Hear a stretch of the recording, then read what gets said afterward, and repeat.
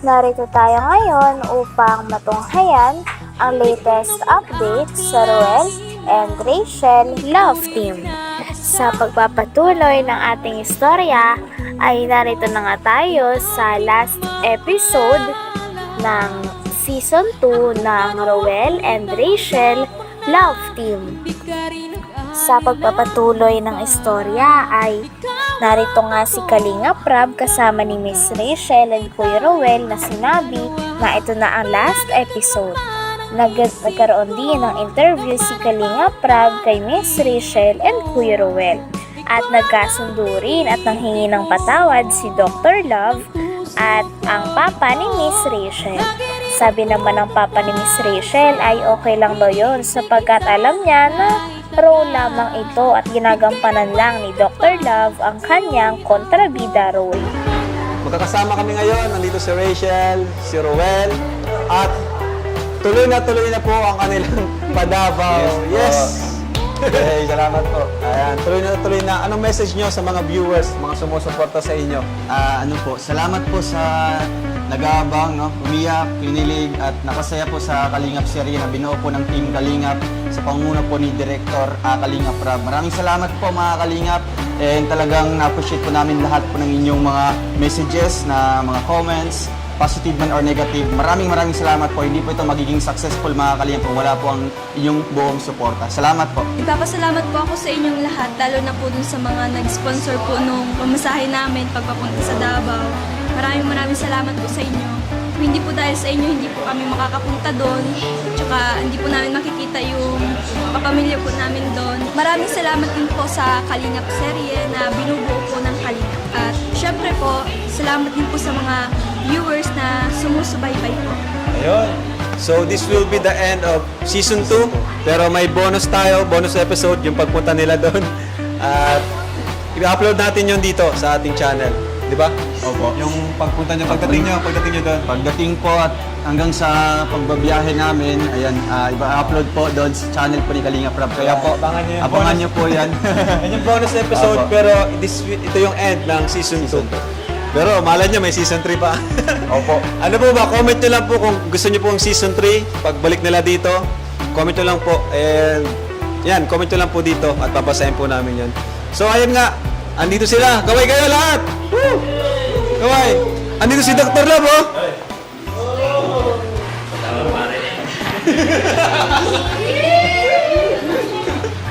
Pasensya na kung nasaktan kayo.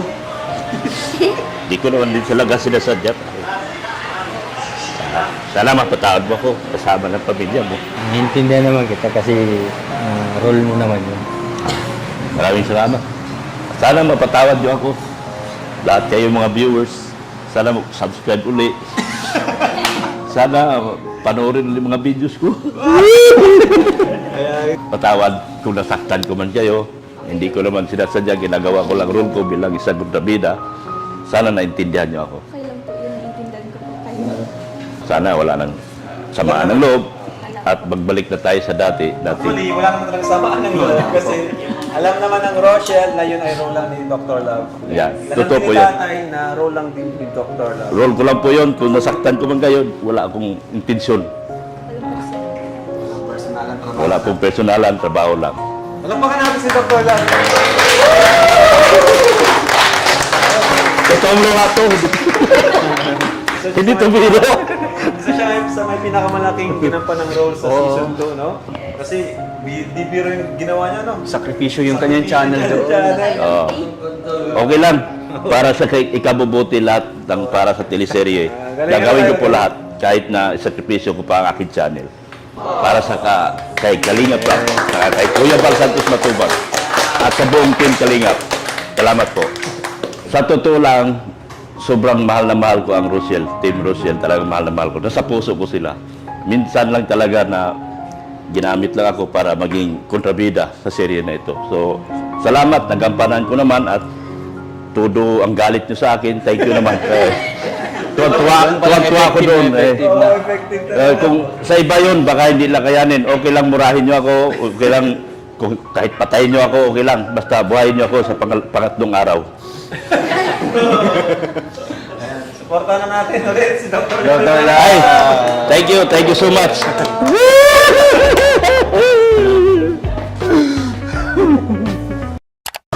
Ayan, so ay mga kalingap, heto na, tuloy na ang Rochelle sa Malalag. And interview naman natin sila. And so, ito, Rachel and Ruel, kumusta naman yung mga, anong reflection nyo doon sa nangyari, sa ginawa nating Kalingap serye? Ano po, sobrang nakaka-enjoy yung serye kasi marami ka talagang makukuhang aral. Tsaka ano po, mamimiss ko din yung seryeng to. Tsaka sana meron pang season 3. Tsaka ang pinaka mamimiss ko sa pag-shoot yung kulitan namin, tsaka natin po. Ay, yung kulitan yung dalawa? Opo. Syempre, yung banding nga habang nag-acting, no? Hindi alat ang Pero nagkakamali. ang galing nyo parehas, grabe. Saka actually, halos di man kayo nag-acting at natural lang naman yung ginagawa Wala nyo. naman eh. yung script na Walang binabasa script. tayo. No, yung script. Kung ano yung pinag-uusapan nila, yun na yun. Ikaw naman Insan. Sa akin is isang malaking ano siya, bali platform sa akin para mas maboost yung confidence ko sa ganitong Kalingap serye. Mas nagagawa ko yung mga hindi ko nagawa noon. Oo nga, grabe, artista ka na ngayon. Oo. Hindi ko in-expect talaga mga Kalingap na mangyari yung ganitong bagay.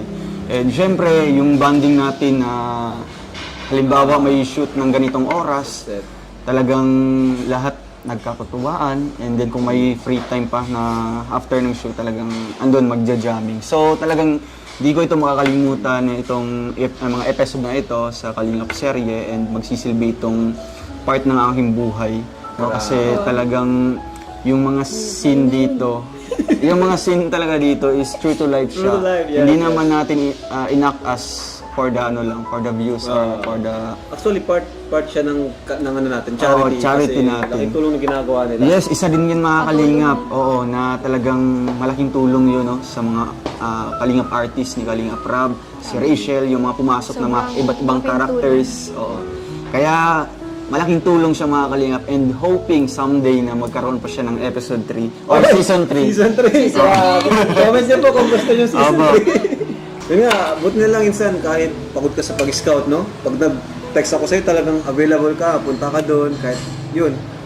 Kasi syempre, Insan, pag umagang-umaga magte-text ka sa akin o magte-chat na, Insan, may vlog tayo ngayon sa Rochelle. Talagang wala, yung ano, wala talagang, yung trabaho ko, tigil talaga. Kung ano man yung plano ko na mag-scout. Kasi Kasi, pagod ka eh.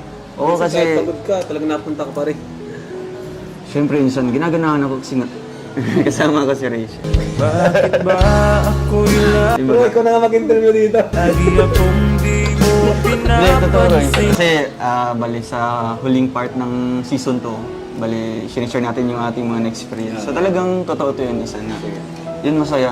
Kasi nga, sa mga ganyang time lang kayo makikita-kita kasi nga yung mga nakarang araw sa kanya is talagang hectic, no? Kasi nga, Saka, namawala din yung, nagkikita ko, nag-enjoy din kayo eh. Pag Oo, nawala kasi- yung stress, no?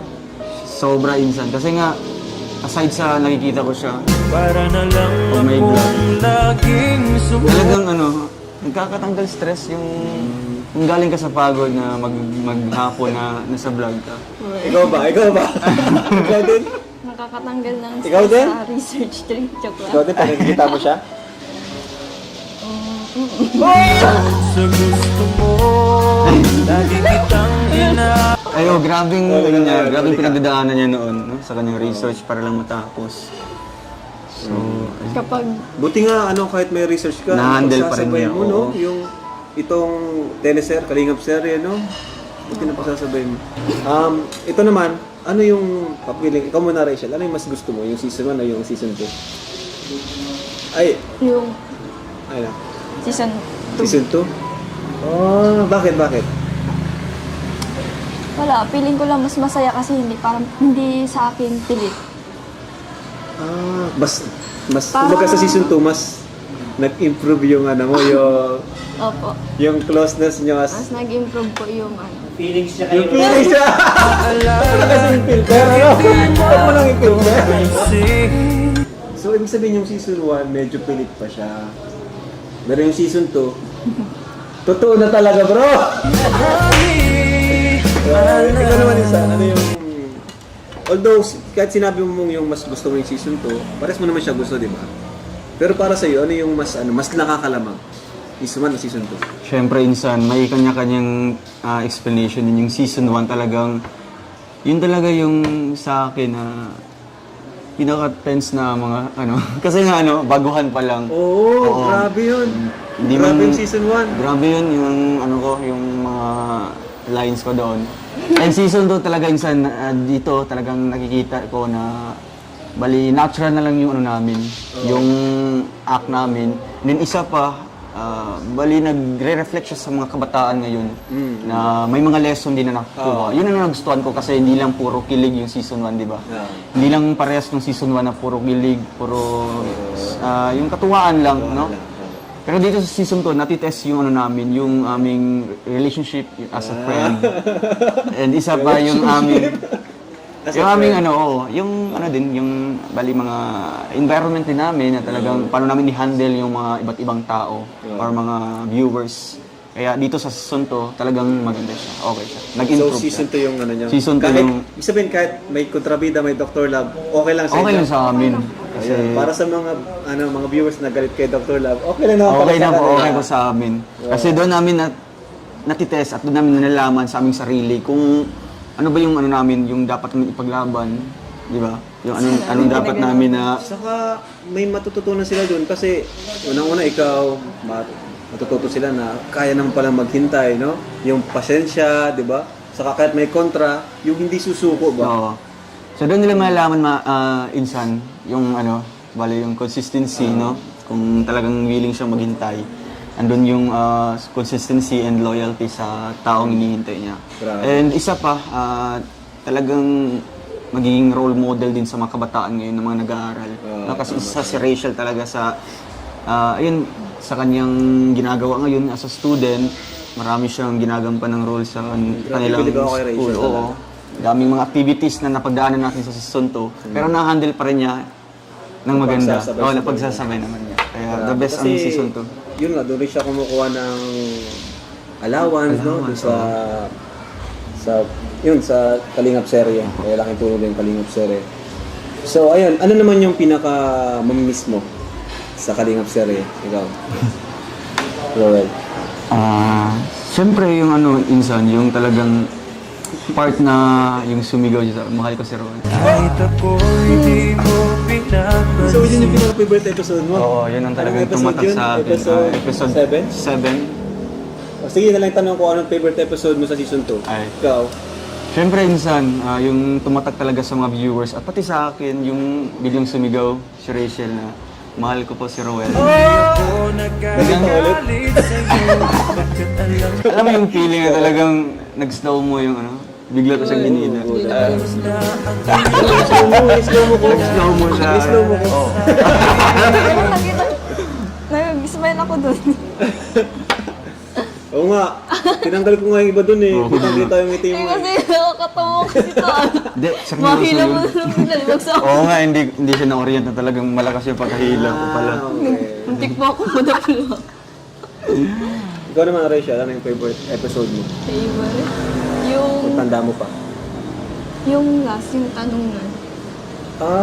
Yung tanungan. Episode 8. 8. Kasi more siya. Nakaka- Oo nga, nakakaba, no? Nakakaba. Galing. Ayos. So, ayun. Thank you po ulit, mga Kalingap. Sa nagsubaybay sa season 2 ng Kalingap serye natin, no? Yung starring Roel of Malalag, saka Rachel Morales. Ayan. Thank you so much po. Sana po ay nag-enjoy po kayo. Alright, ayan mga Kalingap, thank you so much. Siyempre number 1 kay Lord sa napaka matagumpay na Kalingap serye natin, season 2. At ayun, thank you so much po sa inyong lahat. Number 2 sa inyong mga viewers, supporters namin. Kasi ayan, ito na po yung end ng season 2 At I hope magkaroon pa po ng season 3, ano? And kung yun po yung gusto nyo, comment nyo lang po below. At wala na po ibang sasabihin pa, kundi maraming salamat po sa inyo lahat. And syempre, mamiss ko din to, mamiss natin lahat. Pero hopefully, may kasunod pang season hanggang sa ikasal yung dalawa. So thank you, God bless po sa lahat. Jesus loves you. Bye-bye po. Shoutout sa Koos.